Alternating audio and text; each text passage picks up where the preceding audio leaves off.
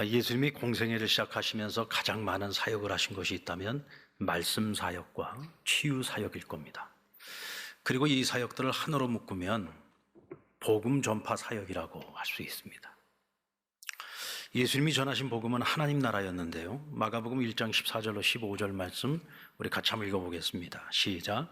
요한이 잡힌 후 예수께서 갈릴리에 오셔서 하나님의 복음을 전파하여 이르시되 때가 찼고 하나님 나라가 가까이 왔으니 회개하고 복음을 믿으라 하시더라. 예수님의 주 사역 무대는 갈릴리였습니다. 주님께서 이 갈릴리 이곳저곳을 두루 다니시면서 하나님의 복음을 전파하셨는데 이 하나님의 복음의 그 내용이 뭐냐? 때가 찼다는 거예요. 하나님 나라가 가까이 왔다는 겁니다. 그러므로 너희가 해야 될 일은 회개하는 것이고 복음을 믿는 것이다 라고 말씀하셨습니다. 여기서 때가 찼다라고 하는 것은 하나님께서 선지자들을 통해서 메시아를 이 땅에 보내어 세상의 죄와 사망과 심판의 문제를 내가 해결하겠다, 인류를 내가 구원하겠다 약속을 해주셨는데 바로 하나님께서 약속하셨던 메시아가 이 세상에 임하였다는 거예요. 오실 메시아가 이 땅에 오셨다. 바로 예수님을 말씀하는 거죠. 그리고 예수님께서 공생의 사역을 시작하시면서 인류 구속의 사역이 시작되고 있음을 말씀해 주고 있는 것입니다. 하나님 나라가 가까이 왔다는 말씀은 예수님의 구속 사역이 시작된 것을 말하고 있는 것이죠. 자, 이를 종합해 보면 복음을 믿으라 하는 이 주님의 말씀은 예수님의 사역을 통해 하나님의 나라가 이 땅에 임하였다. 그러므로 너희는 그것을 믿어야 된다라고 말씀하시는 겁니다. 그래서 주님은 하나님 나라를 말씀으로도 가르쳐 주시고 또 치유 사역을 통해서 하나님 나라는 이런 것이다 라고 보여주시기도 하셨습니다. 예수님께서 병든 자들을 각색병자들을 고치시고 또 귀신 들린 자들에게서 귀신을 내쫓으시고 심지어는 죽은 자를 살리시기도까지 하시는 이런 기적의 사건들이 사람들이 입소문을 통해서 온 동네 방네로 퍼져나가기 시작하는 거예요. 그러면서 사람들이 예수님을 만나고자 몰려들기 시작합니다. 모여드는 그 사람들에게 주님이 뭘 하셨을까요? 하나님 나라를 전하시는 거예요. 하나님 나라를 전하시는 겁니다. 예수님의 치유 사역이야말로 하나님의 나라가 이 땅에 임한 현장을 보여주는 아주 시청각적인 복음 전파라고 말할 수가 있습니다. 사람들은 그 현장에서 하나님 나라가 임하는 것을 보았고 또 주님의 말씀에 마음을 열고 주님을 영접하고 주님을 따르게 된 거죠. 사도 바울은 하나님의 나라는 말에 있지 않다고 했어요. 오직 능력에 있다고 했습니다. 하나님의 능력이 임하는 곳에 하나님의 나라가 있다는 거죠. 할렐루야. 주님께서 병든 자들을 고치십니다. 하나님의 능력이 임하여서 병든 자들이 고침을 받습니다. 바로 그들에게 하나님의 능력이 임하였으므로 그곳에 그 사람에게 하나님의 나라가 임한다는 것이죠. 오늘 본문의 사건도 하나님 나라를 보여주시고 들려주신 가장 대표적인 사건 중에 하나인데 예수님이 가버나움에 들어가셔서 한 집에 들어가 도를 가르치셨다 그랬어요. 근데 여기서 가르치신 이 도가 뭘까? 바로 하나님 나라를 가르치셨겠죠. 자, 근데 이때 한 중풍병자를 네 사람이 침상채에 들고 와서는 예수님을 만나려고 하는데 사람들이 너무 많아서 그 집에 들어갈 수가 없는 거예요. 그래도 오늘 꼭 이 중풍병자 주님 만나야 되겠다는 그 일념 하나, 간절함을 가지고 길이 없으니 길을 만들어냈습니다. 그것이 바로 예수님 말씀 전하고 있는 그 집에 천정을 뚫고 예수님에게로 직접 침상채에 달아내리는 결단을 한 거죠. 말씀을 전하고 있는데 갑자기 천장이 뚫렸어요. 얼마나 황당했겠습니까? 그리고 거기 침상에 내려오는데 거기 사람이 누워 있습니다. 주님께서 그 중풍병자를 보셨다고 했습니다. 근데 그를 보면서 주님이 또 한 가지를 본 게 있어요. 자, 우리 5절 말씀을 볼까요? 5절 말씀에 보시면 예수께서 그들의 믿음을 보셨다 그랬어요. 침상에 누워있는 중풍병자의 믿음을 보시고 그를 침상채에 달아내리고 있는 길이 없음에 길을 만들어서라도 주님을 만나야 되겠다는 일념을 가지고 지금 침상체에 내려놓고 있는 네 사람의 믿음을 주님께서 보셨다는 겁니다. 아마도 이 네 친구는 오랜 기간 중풍병을 앓고 있는 자신의 그 친구를 보면서 늘 마음이 아팠던 것 같아요. 그를 긍휼히 여겼던 것 같습니다. 근데 어느 날 예수님에 관한 소문을 들었어요. 못 고치는 병이 없으시다. 야, 우리 친구 중풍병자도 예수님 만나면 고침받을 수 있지 않을까? 희망이 생긴 거예요. 한 줄기 빛을 발견한 겁니다. 그들이 마음이 하나가 되어 친구에게 찾아가서 그 소식을 전합니다. 야, 친구야, 어쩌면 너에게도 희망이 있을런지 모르겠다. 나사렛에서 나신 예수님이라는 분이 계시는데, 이분이 지금 갈릴리 전 지역을 다니면서 하나님 나라를 전하는데, 그곳에서 기적이 일어난다. 많은 병자들이 고침받았대. 어쩌면 너도 고침받을 수 있을런지 모르겠다. 그러니 우리와 함께 예수님께 가자. 이 친구가 이렇게 반응하지 않았겠습니까? 야, 나도 바라는 바지만 내가 몸이 이런데 어떻게 주님께로 가겠냐? 걱정하지 마라. 우리가 4명이나 되지 않냐?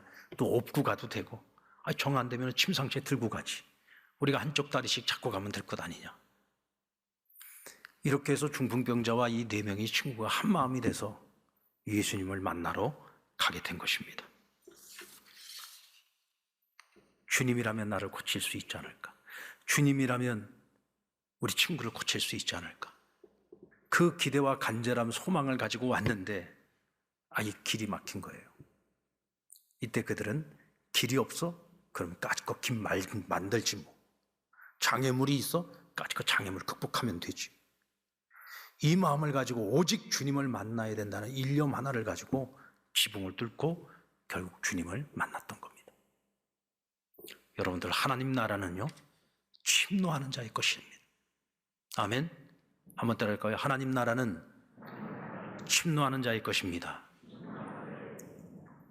예수님께서 하나님 나라를 한참 전하고 있는데 갑자기 천장이 뚫리고 중풍병자와 네 친구가 내려오는데 그들을 보시고 믿음을 보셨다고 했어요. 그 순간 여러분, 이게 하나님 나라지. 바로 이와 같은 믿음을 가지고 있는 사람들이 하나님 나라를 침노할 수 있는 것이지. 바로 이와 같은 사람들에게 하나님 나라가 임하는 것이지. 이것을 사람들에게 전하고 싶었던 거죠. 하나님의 나라를 말씀으로 전하지만 도무지 사람들이 이해를 못해요. 깨닫지를 못해요. 이때 믿음을 가지고 길을 만들어 내려오는 그들을 바라보면서 그들의 믿음을 본 거예요. 바로 이와 같은 믿음이 있는 자들에게 하나님의 나라는 임하는 것이요. 이렇게 주님께서 아주 시청각적으로 말씀을 해주고 계신 겁니다. 그래서 그들의 믿음에 집중하신 것입니다. 마태복음 11장 12절에 보면 세례 요한의 때부터 지금까지 천국은 침노를 당하나니 침노하는 자는 빼앗느니라. 여러분, 침노한다는 것이 무엇입니까? 남의 나라를 불법으로 쳐들어가서 빼앗는 것을 침노한다라고 말합니다. 여러분, 남의 나라 쳐들어가는 것이 쉬운 일입니까? 남의 나라를 빼앗는 것이 쉬운 일이에요? 얼마나 많은 준비를 해야 됩니까? 얼마나 많은 희생을 치러야 됩니까? 우리가 천국을 침노하는 자가 되려면 주님께로 나아가야 돼요. 오늘 이 친구들이 주님께로 나아간 이유가 뭐예요? 하나님의 나라를 위한 거잖아요. 하나님의 나라가 내 친구 가운데 임하는 것을 경험하기 위한 것이죠. 하나님의 나라가 임하여 내 친구가 자유를 얻는 것, 육신의 연약함으로부터 해방되는 것, 그것을 위해서 주님을 만나러 간 겁니다. 왜? 주님에게 하나님 나라가 있기 때문에. 하나님의 나라를 얻으려면, 하나님 나라를 침노하려면 주님 만나야 돼요. 주님을 만나기 위해서는 어떻게 됩니까? 가만히 앉아가지고 주님 내게로 오십시오 이렇게 해서 주님을 만날 수 있는 게 아니죠. 내가 주님께로 나아가야 돼. 근데 주님께로 나아갈 때 그 주님께로 나아가는 그 길목에 장애물이 있단 말이죠. 이런저런 장애물들이 가로막고 있습니다. 그러나 그들은 그 장애물을 다 뛰어넘었습니다. 걸어서 갈 수 없는 친구를 위해 넷이 하나가 되어 침상을 들고 갔고, 길이 없기 때문에 지붕을 뚫어 길을 만들었고, 사람들이 전부 다 손가락질하는데 그 따가운 시선도 다 극복해냈습니다. 오직 주님을 만나야 되겠다는 그 일념을 하나 가지고. 왜 그렇게 주님 만나려고 했습니까? 주님을 만나야 문제가 해결될 수 있기 때문이죠. 이 모든 것을 극복하고 주님께로 나아가 자신을 보여줄 때 중풍병자는 치유될 수 있었고 그 친구들의 간절한 소망도 이루어질 수 있었던 것입니다. 바로 그곳에 하나님 나라가 임한 거죠. 여러분, 예배가 뭡니까? 우리는 예배를 주로 하나님께 예배를 드리러 온다라고 얘기를 하죠. 여러분, 예배는 드리러 오는 겁니다. 예배를 드리기 위해서 하나님 앞에 우리 공동체 예배의 모임에 교회 가운데로 오는 거예요. 이게 예배입니다. 예배는 우리가 하나님을 보러 가는 게 아니에요. 하나님께 나를 보여드리기 위해서 가는 거예요. 하나님을 사랑하는 나를 보여드리기 위해서 가는 것이고, 하나님을 진정으로 경외하는 내 마음을 보여드리기 위해서 하나님께로 나아오는 것입니다. 이게 예배인 겁니다. 여러분, 이와 같은 자들이 하나님 나라를 심노할 수 있습니다. 이와 같은 자들이 하나님 나라의 그 풍성함을 누릴 수 있습니다. 자, 그렇다면 오늘 주님께서 말씀하시는 이 하나님의 나라가 무엇일까요? 주님께서 중풍병자를 고치시는 장면 속에서 우리는 주님의 세 가지 치유의 행위를 볼 수가 있어요. 이 세 가지 치유 행위를 통해서 하나님 나라가 어떤 나라인지를 우리가 알 수 있습니다. 그 첫 번째는 내 죄 사함을 받았다라고 선언을 해 주십니다. 자, 병을 고치러 왔는데 주님께서 갑자기 뜬금없이 내 죄 사함을 받았다는 거예요. 죄 사함을 받았다는 얘기는 무슨 얘기입니까? 야, 내가 너의 병을 진단해 보니 너의 병의 원인은 죄에 있었구나. 그러나 오늘 내가 내 앞에 믿음을 가지고 찾아왔으니 이제 내가 죄 사함을 받았다라고 선언을 해 주신 겁니다. 그런데 여러분, 주님께서 오늘 이 사람에게 죄 사함을 선언한 것은 그를 진단한 겁니다. 오늘 이 사람이 왜 이 병에 걸렸지? 진단을 해보니 죄의 문제인 거죠. 여러분, 우리가 병에 걸려서 병원에 가면 의사가 제일 먼저 하는 게 뭐예요? 치료를 하기 전에 먼저 진단부터 합니다. 먼저 내진을 해보고 내진으로 해서 안 되면 어떻게 해요? 엑스레이도 찍어보고 CT도 찍어보고 나중에 MRI도 찍어보고. 그래서 대체 이 사람이 왜 아픈 건지 원인을 찾아내고 진단을 한 다음에 분명한 병명이 나오면 그 다음에 치료 행위가 이어지는 거죠. 예수님께서 그와 같이 한 겁니다. 이때 그가 침묵했다고 했어요. 근데 주님께서는 이 중풍병자의 침묵을 믿음으로 여겨주셨습니다. 그가 거부하지 않고 그대로 흡수하고 있는 거예요. 맞습니다, 주님. 아멘입니다요, 주님. 그러지 않아도 저도 제가 병상에 누워있는 동안 나의 어떤 죄가 생각나고 내가 정말 하나님 앞에서 사람들에게 또 내 가족들에게 내가 저질렀던 그 죄 때문에 내가 지금 이런 형벌을 받고 있는 것이 아닐까. 제가 그런 생각들을 하면서 사실 더 힘들고 더 괴로웠습니다. 어떻게 저의 연약함을 그렇게 꿰뚫어 보십니까? 주님, 오늘 저의 죄를 사하시겠다고 하셨으니 제가 지금까지 저를 올가매고 있던 그 모든 죄로부터 자유함을 얻었습니다. 제가 이제부터는 진정한 이 자유와 해방의 기쁨을 가지고 살아가겠습니다. 주님의 그 죄사함의 선언을 그냥 다 먹어버린 거예요. 할렐루야. 여러분, 예수 믿는 사람들 가운데요, 이거 못하는 사람들이 의외로 많아요. 내가 예수님을 믿고 예수님을 믿음으로써 예수 그리스도의 보혈의 옷을 입어서 우리가 이미 죄사함 받았어요. 지나온 모든 죄를 다 사함 받았어요. 우리가 혹시라도 예수 믿고 난 이후에도 짓는 죄가 있을지라도 우리가 언제든지 예수 그리스도의 이름으로 하나님 보좌 앞에 나아가서 내 죄를 온전히 고백하고 죄사함을 구하면 우리는 언제든지 하나님께 죄사함을 받을 수 있는 하나님의 자녀된 특권을 갖고 살아요. 그런데 우리 육체가 연약하잖아요. 또 실수하고 넘어질 때가 있죠. 이럴 때마다 마귀는 절대로 가만히 있지 않습니다. 우리를 자꾸 시험하고요, 우리를 자꾸 정죄하려고 해요. 야, 그리고 네가 무슨 목사야, 그리고 네가 무슨 장로야, 무슨 집사야, 권사야, 너 구원받은 거 아니야. 너 아직 멀었어. 너 죄사함 받은 거 아니야. 너 그 과거의 죄가 너를 지금도 붙잡고 있어가지고 이렇게 자꾸 죄짓고 사는 거야. 구원의 확신 좋아하고 있네. 이러면서 자꾸 우리를 정죄하고 우리의 구원의 확신을 자꾸 흔들어대는 거예요. 여러분, 믿는 자들이 구원의 확신이 흔들리면 우리의 믿음 전체가 다 흔들리고 마는 거예요. 마치 모래성 위에 지은 집과 같은 겁니다.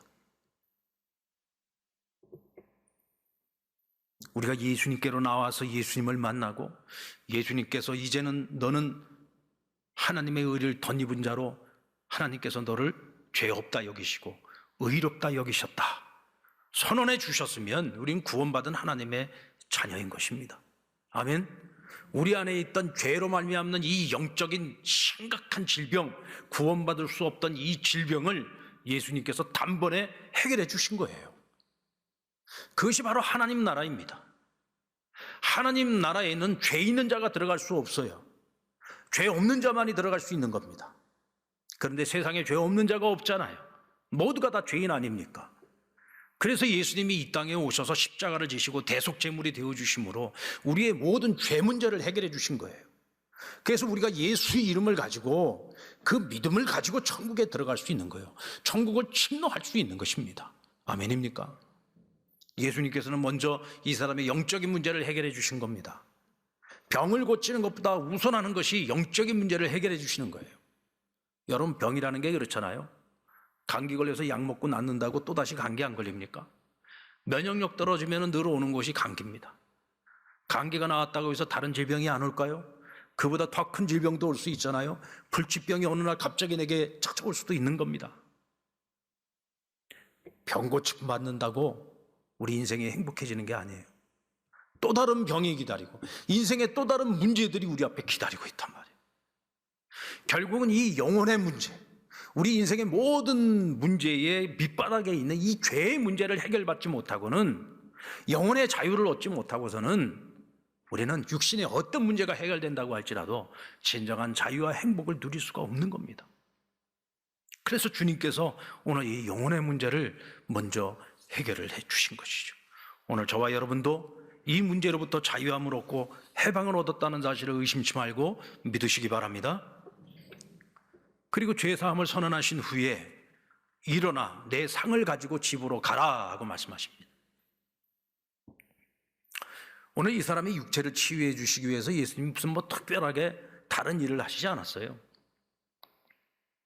침을 발라주신다든지 아니면 머리에 손을 얹고 안수기도를 해주신다든지 전혀 그런 행위가 없이 그냥 일어나라는 거예요. 여러분, 이게 말이 되는 명령입니까? 이 사람은 지금 꼼짝을 못하는 사람이어서 침상체에 지금 실려온 사람이에요. 중풍병에 걸리고 난 이후로 지금까지 한 번도 걸어보지도 못했고 일어나지도 못했고 대소변도 자기 스스로는 해결할 수 없는 사람입니다. 그런데 이런 사람 보고 갑자기 일어나랍니다. 거기다가 내가 눕혀온 이 침상을 들고 내 집으로 가라는 거예요. 왜 주님께서 이런 명령을 하셨을까? 주님은 그의 믿음을 보셨다고 했어요. 주님께서는 이 불가능한 명령을 해도 그가 주님이 하시는 말씀을 믿고 그 자리에서 일어날 거라고 믿으셨던 거죠. 근데 주님의 말씀대로 되었습니다. 이 사람이 벌떡 일어났어요. 이 사람은 더 말도 안 되는 행동을 한 겁니다. 자기가 지금까지 누워 지냈다는 사실을 마치 다 잊어버린 것처럼, 내가 얼마 전까지만 하더라도, 아니 하루 전까지, 오늘 여기 오기 전까지도 대소변도 가리지 못하던 거의 시체나 다름없는 그런 삶을 살았던 사람인 것을 지금 다 마치 잊어버린 것처럼 주님이 일어나라 하니까 벌떡 일어났어요. 할렐루야. 왜 이렇게 아멘 소리가 적습니까? 아멘. 일어나라 하니까 일어난 거예요. 오늘 우리에게 이 믿음이 필요한 겁니다. 주께서 우리에게 하라 말씀하시면 자꾸 이것저것 핑계대지 말고, 이래서 안 되고 저래서 안 되고 하지 말고 주께서 하라시니 주의 말씀을 붙들고 일어서는 거예요. 저 깊은 곳에 가서 그물을 던지라 하시니 주의 말씀을 의지하여 내가 가서 그물을 던지겠다 그랬어요. 주의 말씀을 의지한 겁니다. 주님을 믿기 때문에 그가 명하는 그의 말씀을 의지하여 가서 그물을 던지는 거예요. 오늘 그 믿음이 필요한 거죠. 주께서 말씀하시니 일어났더니 일어나지더라는 거죠. 걸으라 하니 걸어지는 거고, 침상을 들라 하니 침상이 들어지고, 내 집으로 가라 하니 그가 모든 사람들이 보는 앞에서 집으로 갔다고 성경은 말씀하고 있습니다. 여러분들, 우리 주님께서는요, 우리의 영혼만 치료해 주시는 게 아니에요. 영적인 문제만 치료해 주시는 것이 아니라 우리 육체의 문제를 해결해 주십니다. 육체의 문제 중에 가장 큰 문제는 질병이죠. 이 병에 걸리면은 때로는 죽어야 하잖아요. 목숨을 잃기도 하지 않습니까? 이보다 더 고통스러운 일이 없어요. 우리가 또 투병을 하는 동안에 얼마나 기나긴 시간을 고통을 받고 힘이 듭니까? 주님께서는 그들을 긍휼히 여기시고 질병을 치유해 주시기도 하고, 또 육체와 관련된 우리의 인생에 얼마나 많은 문제들이 있습니까?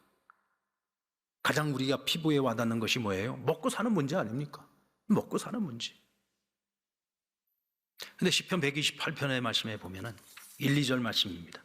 여호와를 경외하는 자는 내 손이 수고하는 대로 먹을 것이라 복되고 형통하리라. 여러분, 먹고 사는 문제도요, 영적인 것이 먼저입니다. 먼저 하나님과의 관계가 온전하고 하나님을 경외하는 인생을 살아가면 내가 손으로 수고하는 대로 하나님 먹을 것을 주시겠다고 약속하셨어요. 경제적인 문제도 마찬가지입니다. 하나님 나라가 우리 가운데 임하게 되면은 하나님께서는 우리의 영적인 문제만 해결해 주시는 것이 아니라 우리 육체의 문제, 육체와 관련된 우리 인생의 모든 문제를 해결해 주시는 십자가의 능력이 바로 복음인 거예요. 바로 그것이 하나님 나라 안에서 우리가 누릴 수 있는 하나님이 주시는 은혜인 겁니다. 아멘입니까? 그리고 집으로 가라고 말씀하십니다. 이 집으로 가라고 하는 이 말씀이야말로 굉장히 포괄적 치유를 의미하는 것인데, 이 사람은 한 집안의 가장이었던 사람입니다. 중풍병이 오고 난 이후로 전혀 가장의 구실을 못했겠죠. 그러다 보니 이 집안의 형편이 어떠했겠습니까? 얼마나 가난해지고 힘들고 어려웠겠습니까? 어쩌면 그가 가지고 있는 이 죄의 문제도 가족과의 문제일 수도 있는 거예요. 아비로서, 남편으로서 혹이라도 내가 못할 짓을 했을 수도 있습니다. 그런데 주님께서 이제 집으로 가라. 이제 집으로 가라는 얘기는 무슨 얘기예요? 집에 가서 다 해결하라는 겁니다. 내 가족과의 관계도 회복하고, 너희 이웃들과의 관계도 회복하고, 하나님과의 관계도 회복하고, 그리고 너의 할 일을 하라. 열심히 일해서 내 식구들 이제부터 먹여 살려라. 이제부터 너가 마땅히 해야 할 일들을 이제부터 하라는 거예요. 관계를 회복하고 이제부터 너희가 해야 할 일을 하라는 것입니다. 여러분들, 우리 지금 성탄을 기다리고 있습니다. 미국에서는 성탄절이 끝나고 나면은요, 박싱데이라고 하는 것을 해요. 박싱데이. 이 박싱데이가 뭐냐면, 이제 우리가 성탄절이 되면 선물을 준비하고 서로 선물들 주고받고 하잖아요. 그죠? 아닙니까? 뭐 선물들 안 주고받습니까? 이제 이 미국 사회는 오랜 전통이잖아요. 이게 가족들끼리도 서로 선물을 주고받고 하는 이제 그런 선물 행사들이 있어요. 이제 성탄절을 보내고 나면 그 다음에 뭘 하느냐? 자기들이 받은 것들을 가지고서 정리를 해서 박스에다가 담아가지고, 박스에 담은 그 선물들을 가난하고 어려운 이웃들에게 나누는 거예요. 우리도 성탄 선물을 나누는 성탄 사랑 나눔 축제를 하잖아요. 그것처럼 박싱데이를 하는데, 사실 여러분, 성탄절 다 끝나고 난 다음에 박싱데이를 하는 것도 의미가 있지만, 우리 상량교회 같은 경우는 성탄절이 오기 전에 박싱데이를 하는 거예요.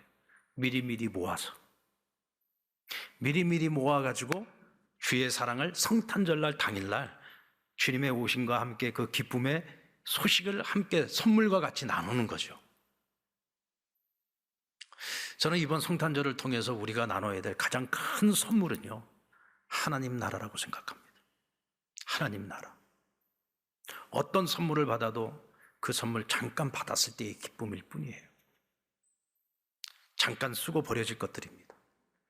그러나 하나님의 나라가 그에게 임할 때 영혼의 문제가 해결되고, 육체의 문제가 해결되고, 모든 관계의 문제가 해결되고, 세상에선 절대로 맛볼 수 없는 하나님이 주시는 기쁨과 하나님이 주시는 평안과 하나님이 주시는 행복을 누릴 수 있는 겁니다. 오늘 저와 여러분이 그리스도의 복음, 하나님 나라를 이번 성탄절에 작은 사랑과 함께, 작은 선물과 함께 가장 귀중한 하나님 나라를 함께 나눌 수 있는 복된 성탄을 기다리고 준비하고 맞이하는 저와 여러분 될 수 있기를 주의 이름으로 축원합니다.